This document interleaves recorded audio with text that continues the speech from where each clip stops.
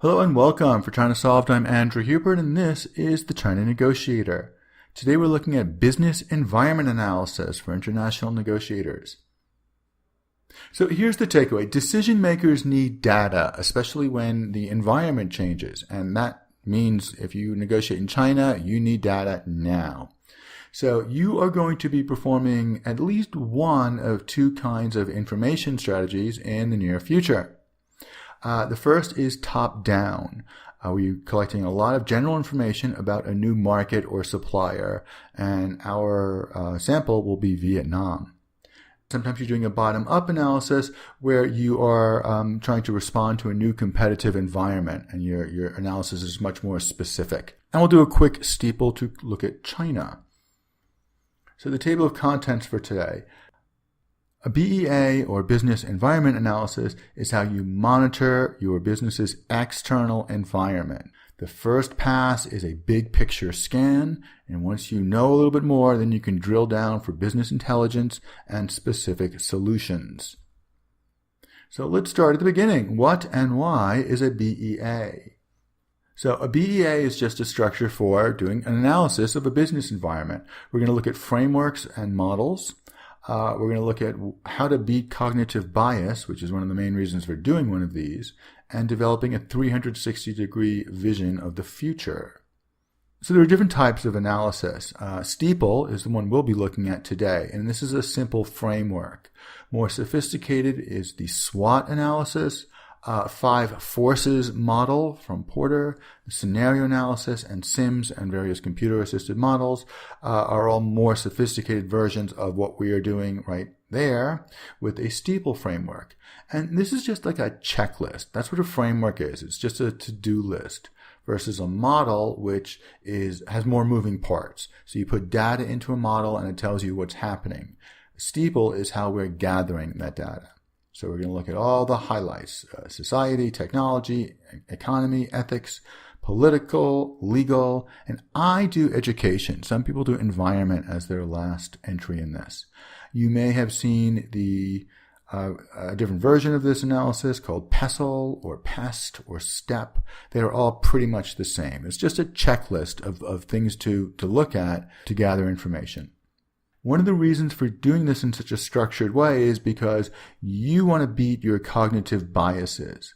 Cognitive biases are when you look at something and see what you expect to see, or you hear what you expect to hear. So I've had a running argument with people for 10 years about the fact that Mexico might be cheaper as a manufacturing base than China for certain types of production if you are selling into the United States.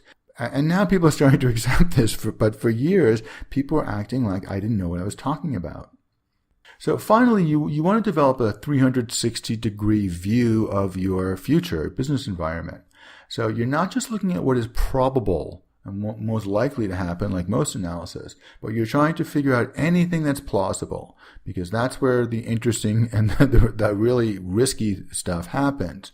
It's the iceberg you don't see because you don't expect it to be in these waters. So don't just focus on the problems and risks that are right in front of you. There's more in life to be afraid of than meets the eye. All right, so let's apply this. Let's look at the first pass BEA, the first pass business environment analysis.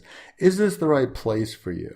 So we're going to start with a big picture scan. We're going to look for to surface unknown unknowns, and we're going to look for knockout factors.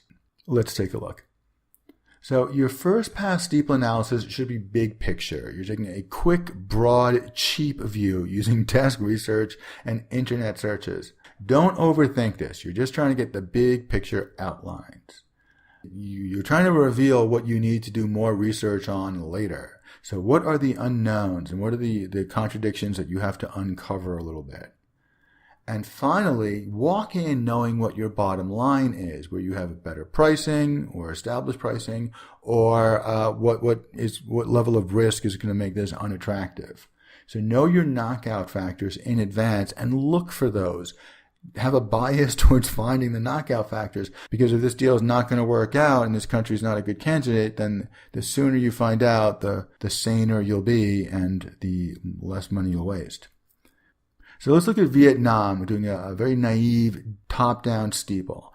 So I don't know Vietnam well, so I'll just ask some big picture questions. So when it comes to society, I want to know about demographics and culture. Technology, internet penetration, and mobile phone penetration.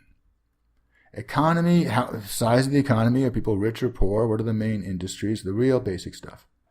Ethics, there are indexes I'm going to use that show transparency and show level of corruption.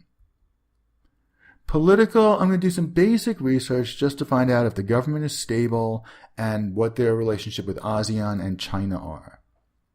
Legal, I want basic information on ownership rights for foreigners, on investment protection, tariffs, intellectual property, that stuff. And for education, I'm just going to look up the international standardized test and see where Vietnam falls compared to its peers. And that will take care of the big picture of the top-down steeple. But the next one I want to look at is when you have a little bit more information. So for us, that would be China. So let's look at how we're going to turn this analysis into China business intelligence. We're going to drill down for biz intel. We're going to look to solve specific problems or make specific changes. And if we're doing this right, it should lead directly to our next steps. So let's take a look. What do we mean by business intelligence? This is data and process that gives you a competitive advantage in the market. So all the stuff that it took you 5 years to learn in China, your list of suppliers, who's good and who's not good, list of potential clients and networking events and suppliers and consultants and experts and people to avoid, all that stuff that took you forever to learn, you want to do that in Vietnam in 6 months. And another benefit of this analysis is it's going to help you to solve specific problems. Like in the political situation between U.S. and China, at what point do you pull up stakes and leave? That's the kind of thing that STEEPLE is going to help you figure out. So this kind of analysis, this business environment analysis, has real applications, and it's going to lead to new plans and new tactics and new approaches and maybe new markets pretty directly. It feeds into other analytic tools like SWOT and 5 forces. But if you do this right, even on its own, it's going to give you a lot of very actionable business intelligence.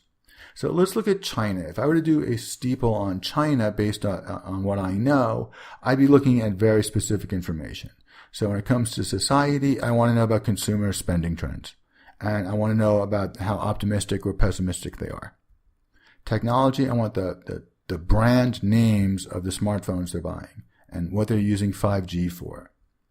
Economy, I want all the sensitive stuff. I want the growth numbers, I want tariff, and I want to know about stimulus. Ethics, I only care if there are going to be new regulations or requirements. I pretty much have this one covered. Political, again, I've been watching this pretty carefully, but I'm going to be interested in relations with the U.S., and I'm going to be interested in relations with ASEAN and OBOR. Legal, I just care about market access and IP protection.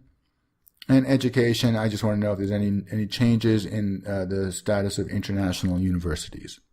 So for me, it's real solutions oriented at this point. All these environmental analyses have the same goal. They're going to help you to know what you don't know, and they're going to help you to set and execute your internal benchmarks about what is going to disqualify a candidate as a new market or a new supplier. And it should lead pretty directly to an actionable plan. Your steeple is going to lead to an adjustment of your strategy, and that's going to lead to new negotiating tactics. Thanks very much for trying to solve. I'm Andrew Hubert. I look forward to talking to you again soon.